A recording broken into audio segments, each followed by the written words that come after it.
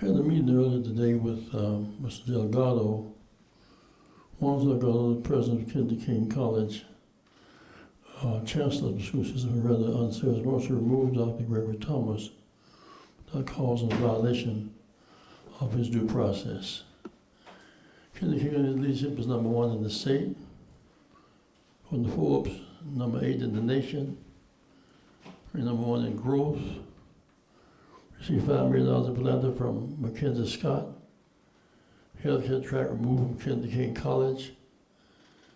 Dental service removed from Kennedy King College. About to build another facility across the street to dedicate to healthcare, which will employ 200 people. COVID-infested zone and violent zone. Against these odds, we see a great college flourishing. Best in the city of Chicago. I want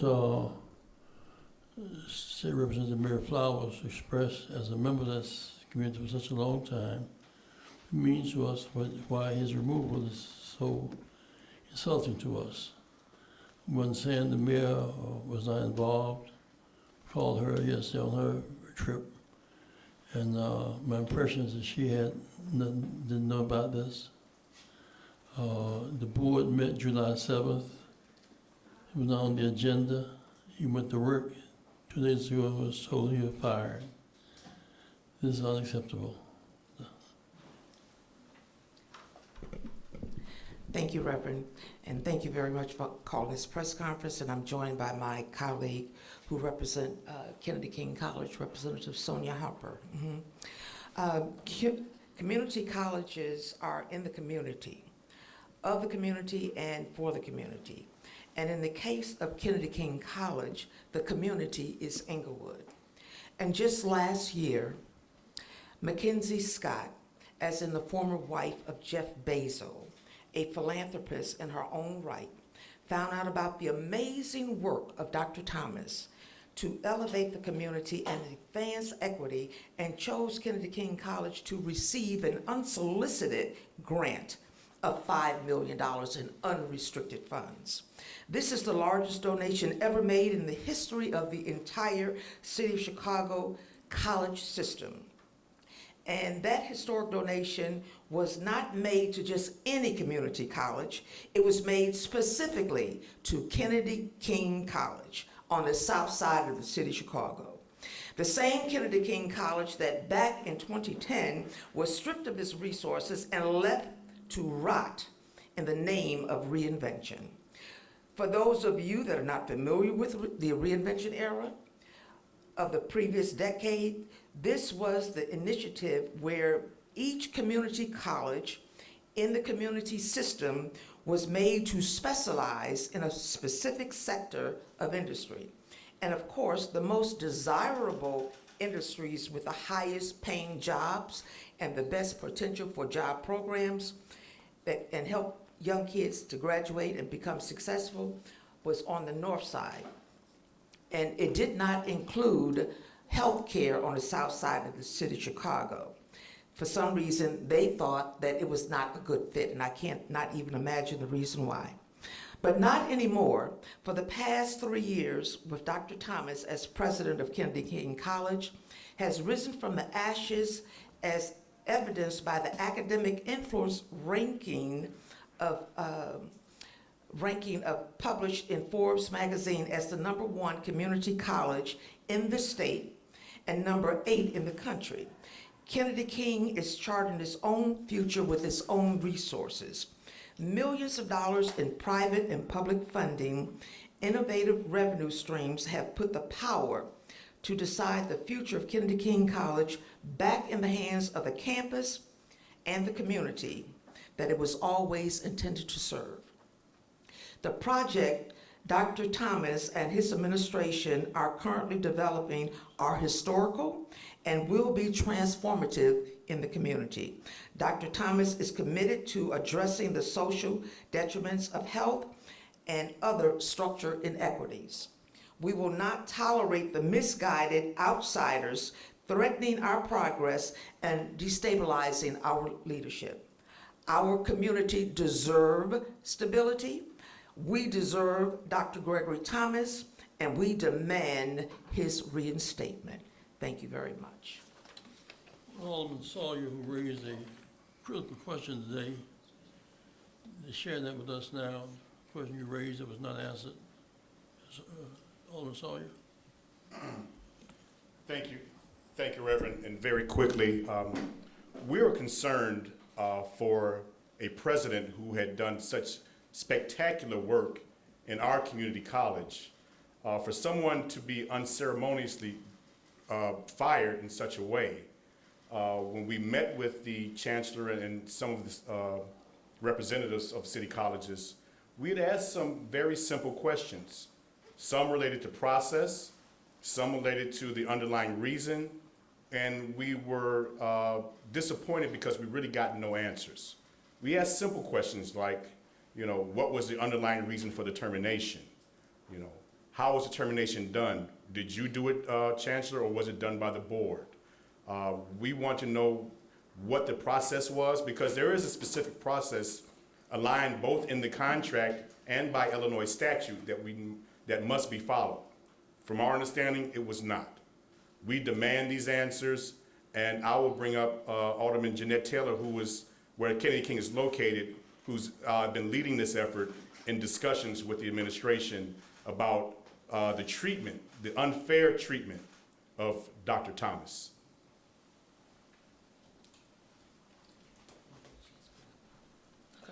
So since September of last year, we've asked the Chancellor and Dr. Massey questions around what was the issues with Dr. Thomas. Since that time, people from the district have moved into the office. They stripped Dr. Thomas of his powers, and they couldn't really tell us why. The CAC, along with myself, Alderman David Moore, Alderman Sawyer, and Alderman Stephanie Coleman have been willing to sit down and asking these very tough questions that nobody seemed to answer.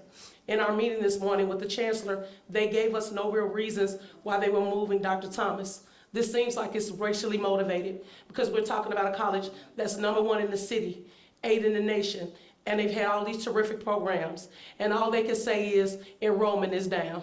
We know we're coming out of a global pandemic. Enrollment is down in all of these city colleges. And so why was Dr. Thomas targeted? And so we're here today, along with Reverend Jackson and Reverend Wilson, to say that this is unheard of in our community. You don't get to remove our leaders, and we get to decide the people that represent us. Dr. Thomas, since in office in 2018, which I met with in 2019, has been nothing but supportive of his community. He's heard our cries about enrollment. He's heard our cries about having young people from our community be able to be at that college.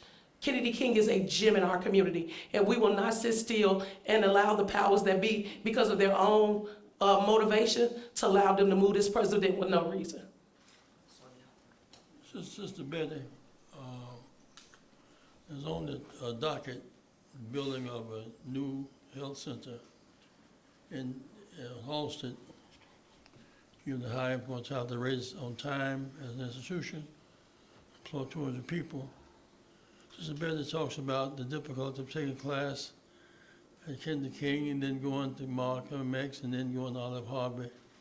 What that means in terms of just the option of community college, how destructive it is. Sister Betty.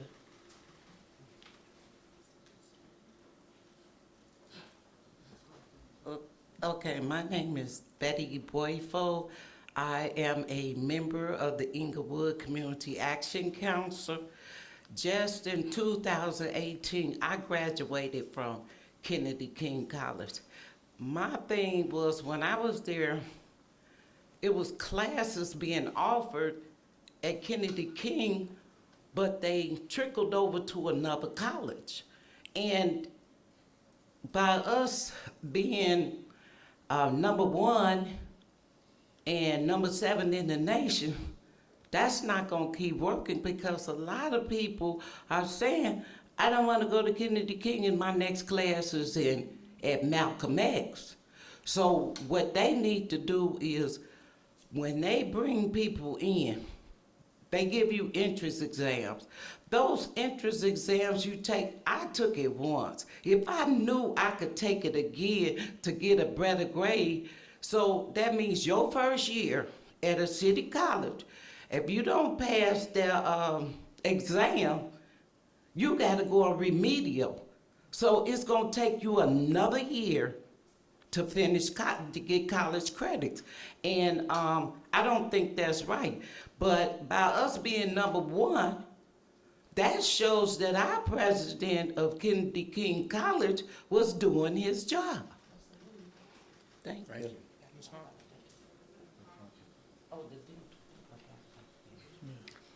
Greetings, everyone. State Representative Sonia Harper. It is a joy to represent Kennedy King College. As others have come up here and stated, it is definitely a gem in our community, and we are calling for the reinstatement of Dr. Thomas, as well as transparency and our questions answered about his dismissal. For myself, I have fond memories of Kennedy King College, watching my mom walk across the stage and get her degree in nursing. It was a school I had to attend in the summer when I couldn't take my math classes at my university. And now as a state representative and community organizer, we use that community college to have so many wonderful events to engage the community around so many different issues. Again, we are calling for full transparency.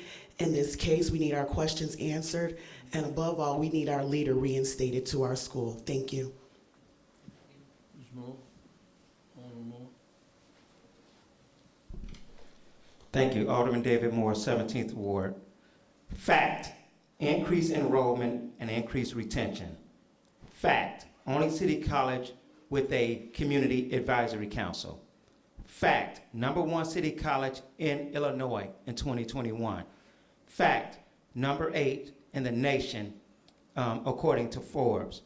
Fact, appropriate procedures and processes were not followed in this termination. President Thomas should be reinstated until allegations are addressed, until allegations of internal self-destruction by the Chancellor are addressed, until allegations of discrimination by the Chancellor are addressed, until allegations of bias by the Chancellor are addressed. So we're asking that our president, who is doing a great job, be reinstated until there is full transparency and until these issues are addressed.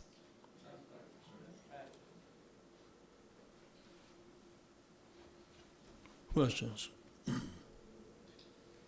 How will, what is the process of returning him back to his office?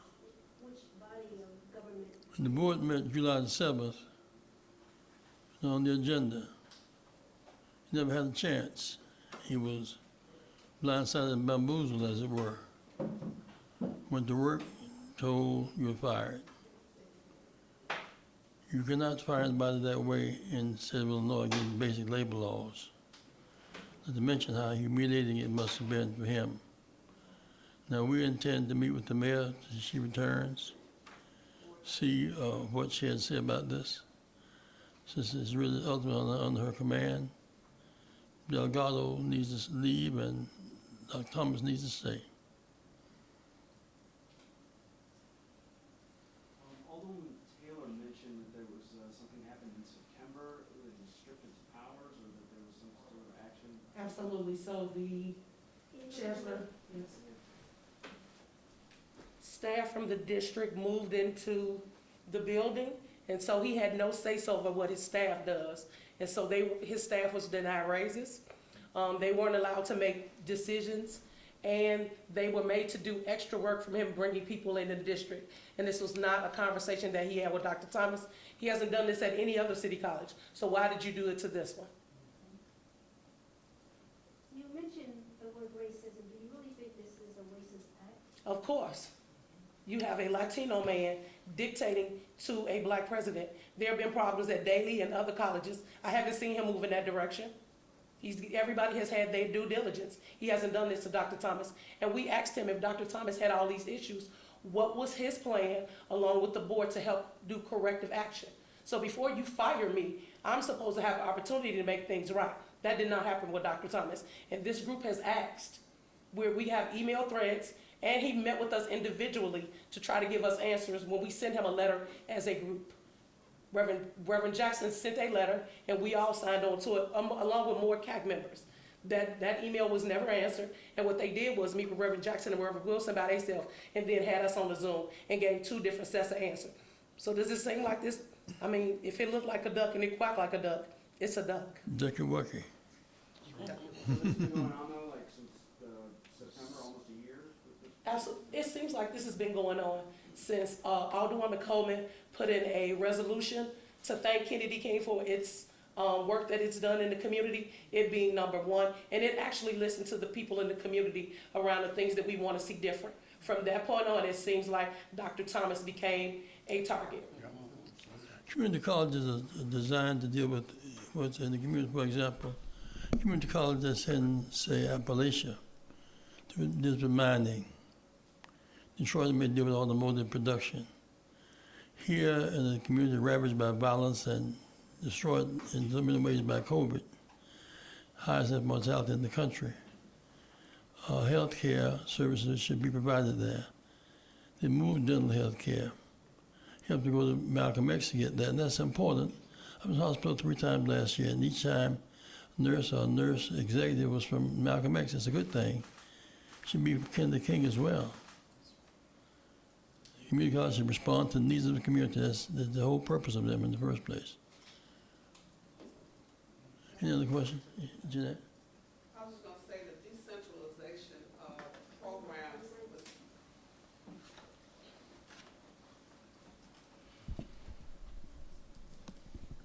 prior to Dr. Thomas becoming president of Kennedy King, there was a decentralization of community college resources so that allied health training was limited to Malcolm X College as opposed to the opportunity for students to receive that training across every campus.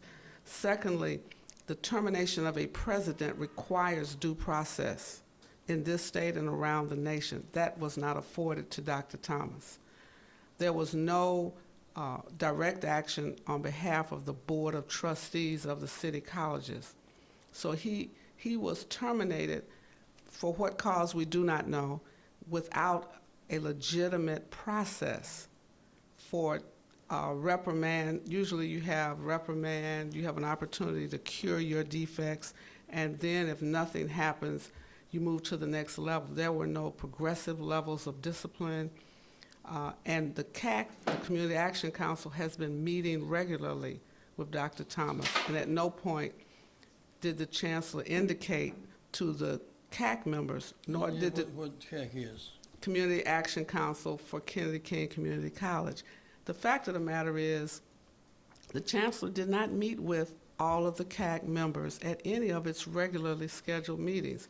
So even the process for the CAC was the Chancellor decided to select certain members to meet with and not to meet with the entire body. So this whole process is flawed. We believe it's illegal and improper. And so that's why we're saying to reinstate him until there's been a full investigation and an opportunity for the president to respond to any allegations against him. We don't know what the investigation would be. We have no base of, there's no charge. There's no charge against him. No charge. So we met with the board July 7th. It was not on the agenda. Met with the mayor, not on the agenda. Community leaders on the agenda. So to fire him unceremoniously and humiliating way is inappropriate. We'll meet the next meeting in big numbers. Thank you very much, my friends. Thank you.